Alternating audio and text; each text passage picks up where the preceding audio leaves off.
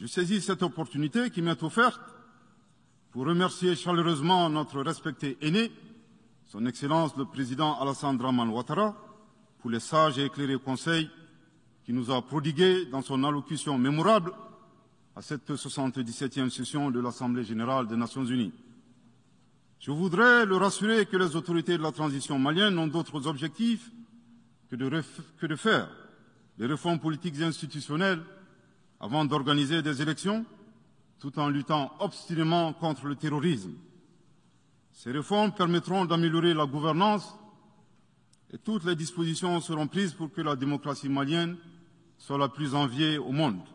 Dans ce chantier, nous prêterons une attention particulière au troisième mandat, qui ne sera pas possible. Le troisième mandat pour un public moins averti consiste pour un président de la République d'effectuer une manœuvre en 4 temps, en vue de conserver le pouvoir pour lui seul et son clan. Premier temps, presque en fin de second mandat, donc en principe non rééligible, il s'agit pour le président de la République sortant de déclencher une révision constitutionnelle de manière non consensuelle. Deuxième temps, au cours de cette révision constitutionnelle, le président de la République sortant modifiera quelques dispositions constitutionnelles. Troisième temps, une fois la nouvelle constitution adoptée, sur fond de crise politique naturellement, le président sortant devient candidat en violation de la limitation du nombre de mandats à 2. Sa candidature est alors justifiée par l'adoption de la nouvelle constitution et le prétexte est tout trouvé. La limitation du nombre de mandats à 2 concernait l'ancienne constitution. Par conséquent, il est candidat au regard de la nouvelle constitution adoptée. Quatrième temps, une farce électorale est organisée.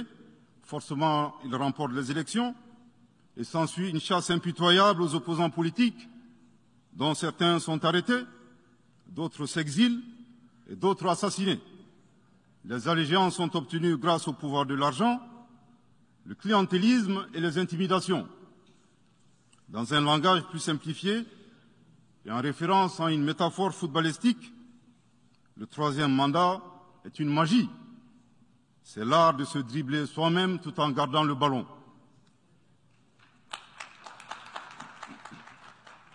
Excellence, Monsieur le Président Ouattara, vos conseils nous rappellent la triste histoire du chameau qui se moque de la bosse du dromadaire.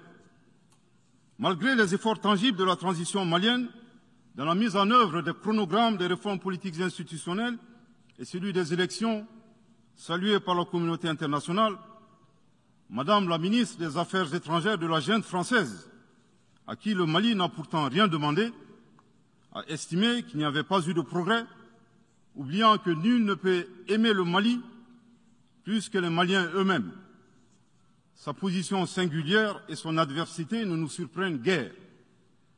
Victor Hugo, dans Claude Gueux, a classé le genre humain en 2 catégories, en indiquant, je cite, qu'il y a des hommes qui sont fers et des hommes qui sont aimants. Fin de citation. Madame le ministre, dont il s'agit malheureusement, n'est ni fer, ni aimant, elle est hideusement sui generis. Devant l'incertitude et les situations étrangères, le peuple malien adopte une attitude prudente. C'est ce que l'écrivain et le sage Amadou Hampâté-Bâ met en relief en conseillant dans l'étrange destin de Wangrin que, je cite, « Si observer est une qualité, savoir se taire préserve de la calamité ». Fin de citation. Madame le ministre de la junte française, le Mali vous conseille de vous contenter d'observer sa situation. C'est l'occasion pour moi de saluer les relations de coopération exemplaires et fructueuses entre le Mali et la Russie, tout en réaffirmant que le Mali reste ouvert à tous les partenaires qui souhaitent l'aider à relever les défis multiples qui l'assaillent, dans le respect strict de sa souveraineté, de son unité et de la dignité du peuple malien. Le Mali rappelle que, conformément à la vision du colonel Assimi Goïta, président de la transition chef de l'État, 3 principes guident l'action publique nationale. Premier principe, le respect de la souveraineté du Mali. Deuxième principe, le respect des choix stratégiques et de partenaires opérés par le Mali. Troisième principe, la prise en compte des intérêts vitaux du peuple malien dans les décisions prises. En application de ces principes, le Mali reste disposé à poursuivre et à renforcer ses relations de bon voisinage avec l'ensemble des pays qui l'entourent.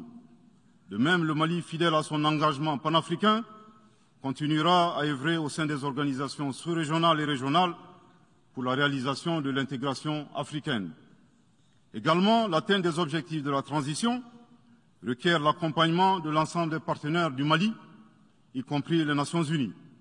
J'en appelle donc aux amis du Mali à rester mobilisés aux côtés du gouvernement en vue de l'aider à relever ensemble ces défis importants. Pour la grande majorité des États du monde, convaincus par le respect mutuel et le partenariat gagnant-gagnant, je leur garantis que les portes du Mali leur sont grandement ouvertes et les Maliens les accueilleront les bras ouverts. Pour la minorité qui serait tentée de ne pas respecter ces principes, nous leur promettons qu'ils feront face à des millions de Assimi Goïta, soucieux de défendre leur honneur, leur dignité et leurs intérêts vitaux.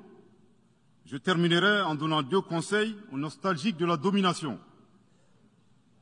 Ayez le sens de l'empathie en traitant les autres comme vous voudrez être traités ou en ne faisant pas aux autres ce que vous ne voudrez pas qu'on vous fasse. Le second conseil, revoyez vos copies, revoyez vos modèles, revoyez vos logiciels pour intégrer le changement de mentalité et l'évolution du monde dans vos grilles de lecture et d'analyse. Sortez du passé colonial et entendez la colère, la frustration, le rejet qui remonte des villes et campagnes africaines, des populations africaines, et comprenez que ce mouvement est inexorable.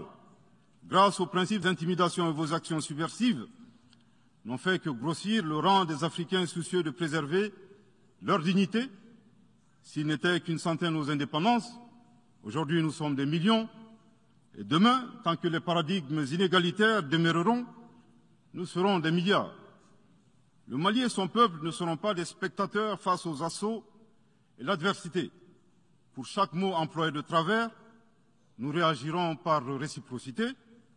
Pour chaque balle tirée contre nous, nous réagirons par réciprocité.